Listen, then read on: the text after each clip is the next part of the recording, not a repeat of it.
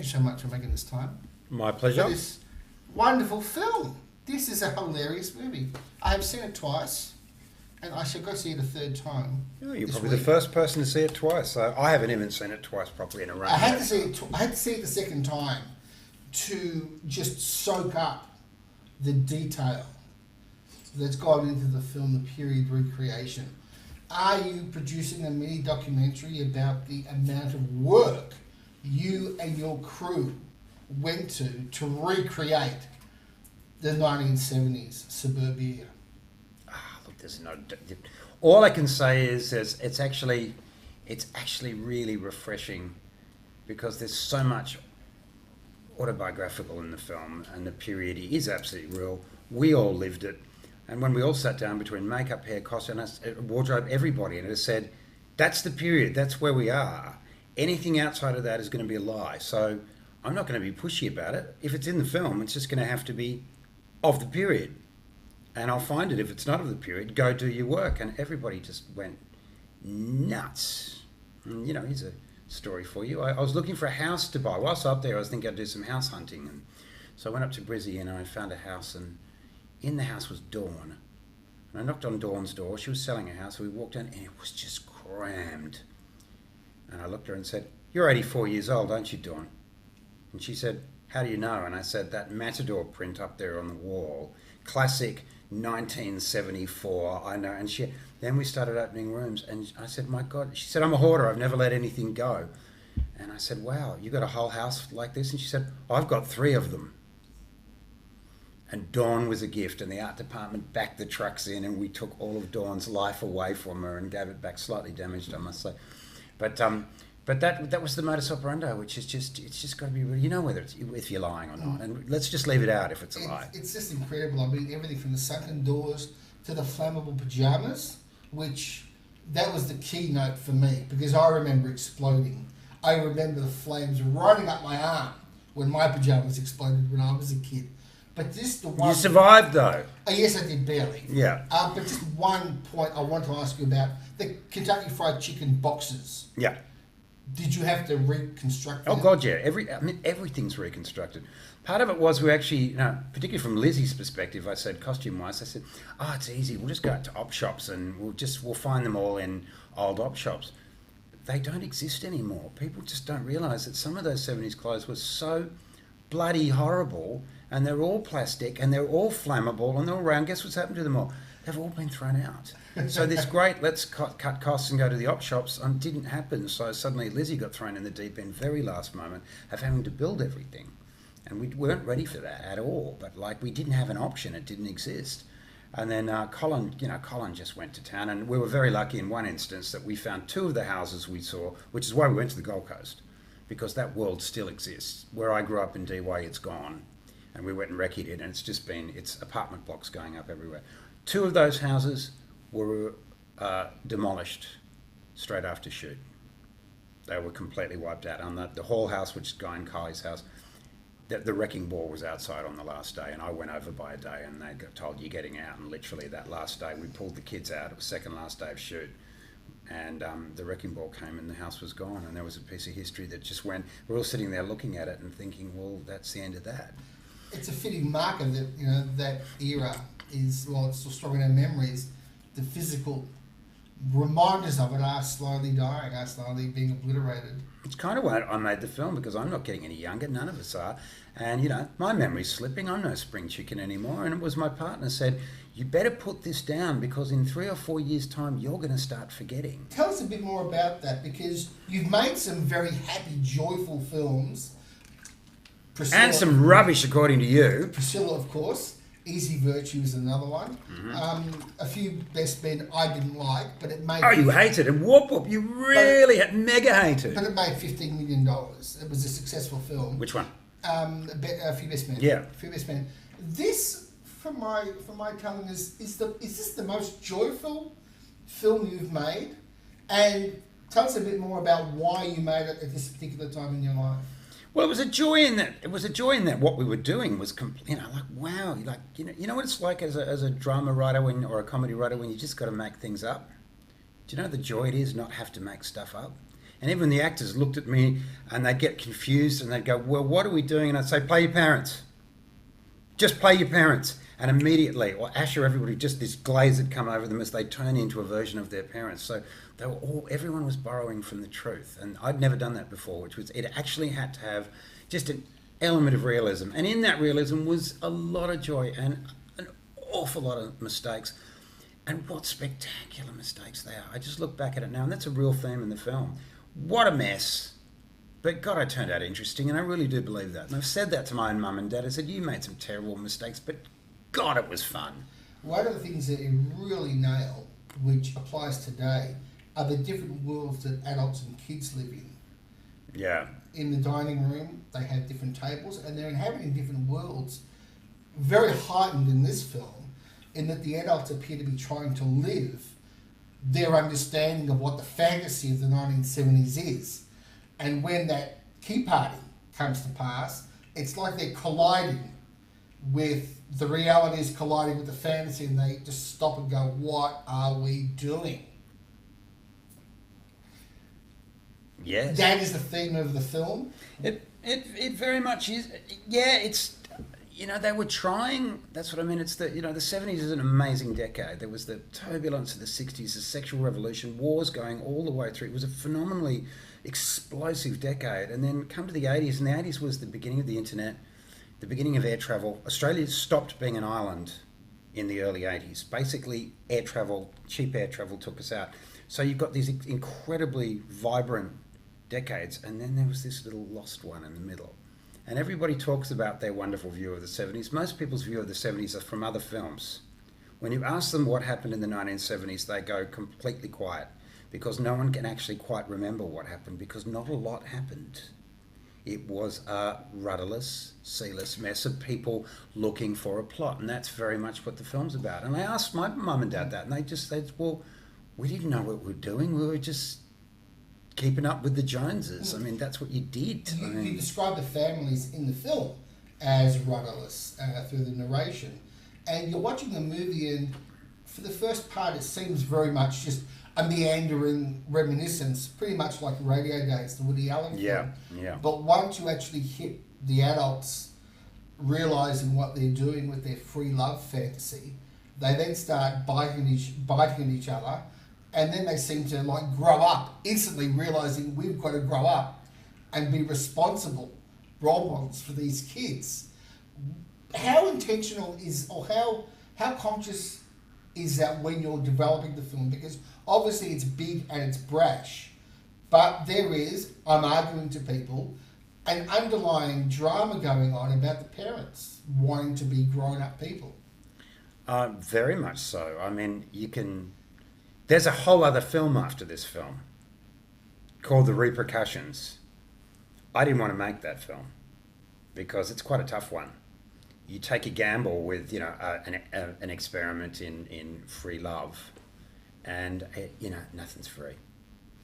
And I think there's another film somewhere on down the line where you actually see how badly they got it wrong, and and now we're in a world of absolute, as opposed to that, we're in this world now of such extreme conservatism, a complete backlash in every way, shape or form. You've got kids again now getting married. Marriage is back for 19-year-olds. So I'm just hoping sociological, and I think it is with time. I think it's just cyclical. It goes back round again. The Roman Empire rises up, it'll fall again. And we're still humans, and we'll keep making the same mistakes as long as we're having a good time doing it. And as long as it is, as Julian says in the film, somebody's going to get hurt, and it's not going to be me.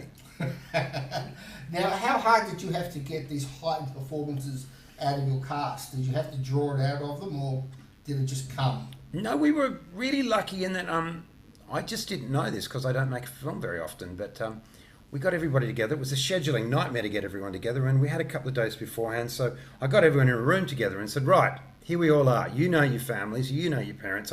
Let's snowball, see what we can come up with, because the film was very much, if it happens live, I'm okay with it. See what you can bring to the table. And it was Guy who spun around and said, this doesn't happen anymore. I said, what? And he said, anything like this. They used to do table reads in the old days, but at least everyone would sit around a table and read the script. It's gone. because we're so splintered now and films are happening everywhere, most films, Guy said that he worked on, the bigger films he worked on, nobody gets to meet the actors until the day they walk on set in costume and they start doing their lines 3 minutes later. Your rehearsal happens just before camera rolls 3 minutes in. Nobody does it anymore because it's just scheduling wise. So it was this, I said, is that odd? And then Asha said, yes, it is. So we sat down and we had this incredibly just little moment, weird moment of getting to basically know each other and the characters, which I thought was standard, and apparently it's gone now. Maybe that's why we're making so many bad movies, because that part of the process has been taken away. Do you mean in Australia or generally? Generally. Yeah. I think movies that get to turning to shit. I keep trying to say, God, can I just see a good movie? I've seen 3 in the last week, and they're just, downsizing. I mean, Alexander Payne, he's my hero. 20 minutes in, I was like going, oh my God, are they shooting a first draft?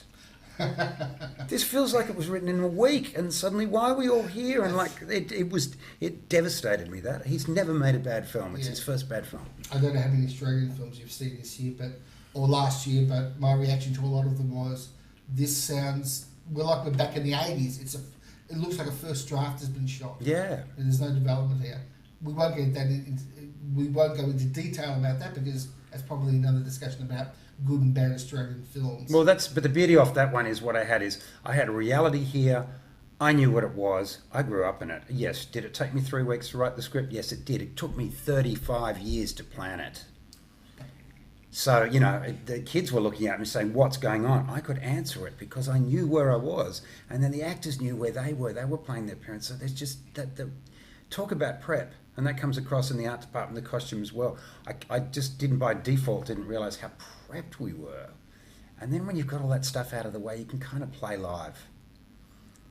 Was it harder to make this film than it should have been, given your filmography, given your experience?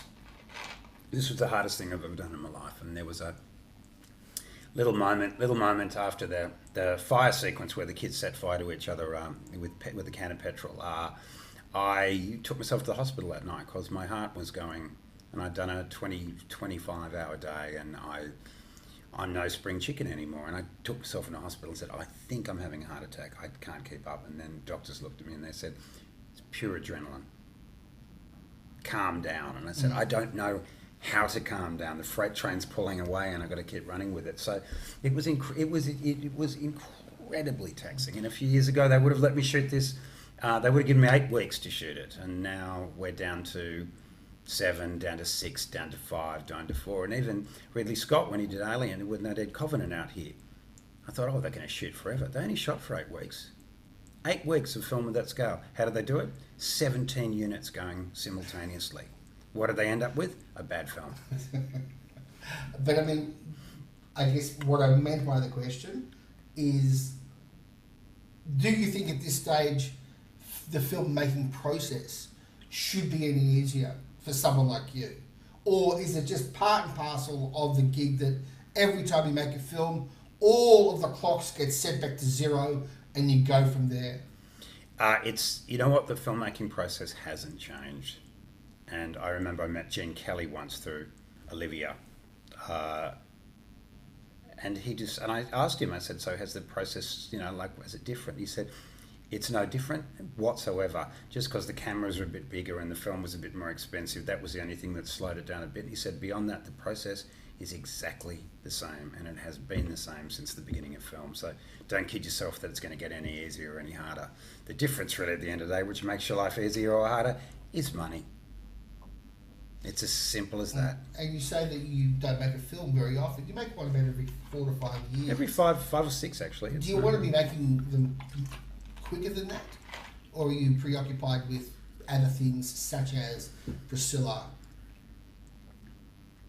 Look, I've been doing this job since I was 14. I've been in it for a very long time. I'm on way to 60 now, and I've done the legwork. So yeah, look, I can keep going, and I've got to pick my moments now. I just realised that I probably, if I'm prepared to, any of us are prepared to invest this much time into it. If I got to do this again, I've only honestly probably got 2 more films left in me. Let's be honest. If I'm going to take this 6-year period to get a film up and done, that's maybe 12 years down the track. I'm on my way to 70. So I've got to think very long and hard about what that is now. And the change in them, the big epicenter change now is streaming. because that now you've got areas like that, and I've taken these meetings, and they say, yeah, just go make it. Just go make it. And you say, do you care if it's very good or not? And I said, no, just make it good. As long as we can have 27 hours of it. That's a shift. That's a massive shift. And you watch people now who just, hey, 95 minutes, they go, well, what's that? We're used to watching 17 hours of Game of Thrones back to back. So the timeline has shifted. Now, what is your attitude to critics? What is my attitude to you or critics? Well, critics in general, you can go at me if you like. No, we should talk about it. I think it's a good debate. Because the main point I'd make is, yes, we have had run-ins. Yeah, we have. Very colourful ones. At the same time, you know that when I say I thought your film was wonderfully funny, you know that when I say that to you, I am being 100% honest. Yeah. And being absolutely genuine. That's, I guess, the trade-off. That is the trade-off, and that's what we do for a living. But, you know, you in your heyday were pretty vicious. Your standard, we'll call it a standard, was probably up to here, but you were incredibly harsh, and there was a layer of Australian films where you gave nobody a break, and like the industry thought quite in there that you were just gunning out for Australian films. Maybe you were. No, maybe that's what it was, but at the end people got very, very tired of just give us a break somewhere down the line, and you weren't giving too many people a break. And I did feel that in that time. I thought, come on, just you know, cut someone some slack. And you were really tough, and you made a lot of enemies, and I think you're quite proud of that. Well, my response to that, and it's a great point to raise, is the issue now is the same as it was when I started back in 1980. Yeah. Quality. Yeah. And what I knew about Australian film was that local critics were unfairly giving positive reviews to bad Australian films. For what end, I don't know. Trying to encourage people to go see bad films thinking that's going to build an audience is complete fallacy and makes no sense. So my philosophy has always been, you've got to be honest. Whether it's Australian or from elsewhere, you had to be honest. And that was the only way you were going to do any good, even if it came at the cost of being hated by so many people, as I know I still am. And I will give you a perfect example. Last year, 2017, Australia produced one of the most abominable, contemptible, horrible comedies in the history of film. Worse than Welcome to Woop Woop? Welcome to Woop Woop is Citizen Kane compared to Ali's Wedding. Ali's Wedding is an abomination of a film. And He's off.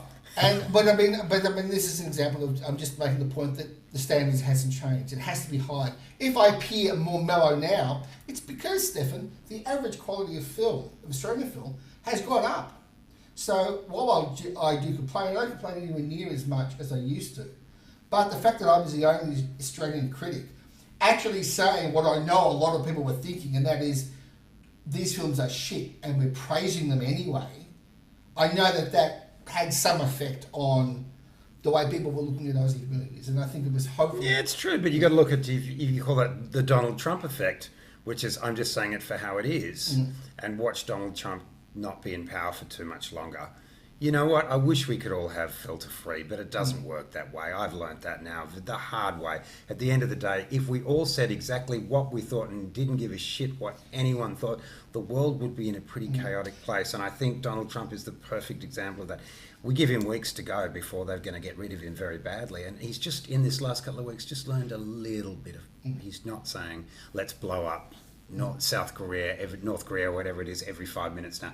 He's had to learn that, God, if you want to do some good, you can, maybe a little bit of filtering. So some critics could deal with a little bit of filtering. And Bill Collins said to me once that when I was a kid, he said, there's a great way of politely saying it's a bad film rather than cutting straight to the chase and end up hurting a lot of people. That's politics, I think Jim. that's politics. That's a fair point in terms of maybe sometimes the language was or has been too brutal. But I do make the distinction between unkind and unfair. No, and I don't think I was ever unfair. No, you have been brutal. I've seen some of your reviews. You have been absolutely unbelievably cruel. And whatever, it's your choice. And as I said, I don't have a problem. I'm in this interview with you because I respect that that's what you do. But you've got to see it comes at a cost. And I wish I could make a film where I could say exactly what I damn well wanted, but I never work again. You know, that's life. So yeah, I respect your opinion, and yeah, you're right. What's wrong with wanting better films? But you know, for you, and I told that great story at the AFI Awards about a certain director. You know who I'm talking about, don't you? And you know, for a man just to sit there and, you know, of that stature, and okay, the Avatar was, you know, maybe not be everyone's complete cup of tea, but he actually said that was one of the most hurtful responses he's had from the film. And I thought, wow, if all in was, I don't know if you're proud of that moment. So which... You had a real go at Avatar and Avatar? Yeah, you had a real go. And James Cameron, I'm sitting next to him in a plane, said, who was this guy? I gave it 3 stars. Whatever you picked, and you were at a press conference with him and you went through. No, I asked him a question. I said, and I certainly stand by this, that it's an example of post-content cinema. Yeah. There's no issue from any intelligent reading of that film, an understanding of modern cinema. Whatever it was, I wasn't there. I said it was a post-content film. But it did actually, but you did scare him off Australia. He actually said, I don't want to come back to this environment. He actually said that, F that. Why would I want to go back into that? He said, why would I want to go back into that? That's you. Yeah. Just be careful of that. That's what I'm saying. I wrote a column on that, and he said he was quite insulted by the suggestion that it was a post-content film. I'd stand by that and would argue the case and argue the scenes that reflect post-content cinema. Priscilla. Yeah. By now you must have reassessed the importance that film has in what is now referred to as LGBTQI culture. I don't know if you held that before, that when you made it you were just making a comedy, but I'd like just your reflections on why that film has now become a cultural marker. The same purity went into that film that was going into this one. That film was made of the moment, of the time, without an agenda. It was 100% pure. We weren't aiming for that. That was never the whole idea. There was never a political agenda. There was nothing in there. It's a little cry for my help when I look back at it now, and like it's the story of a middle-aged gay man coming out to his 8-year-old son. That's me talking to my dad. I never got that chance either. He got dementia. We never really had that conversation. And we, even right up until, my famous coming out of the Actor Awards, I'd never had that conversation. I never got that chance. But there's a purity within it which, I don't know, just crossed boundaries. That was it. That was my story. It's got nothing else. And because there's no political agenda, because it grew its heart grew along, I don't know. If I'd planned it, it never would have happened. I get asked all the time, if you made Priscilla today, how would you make it?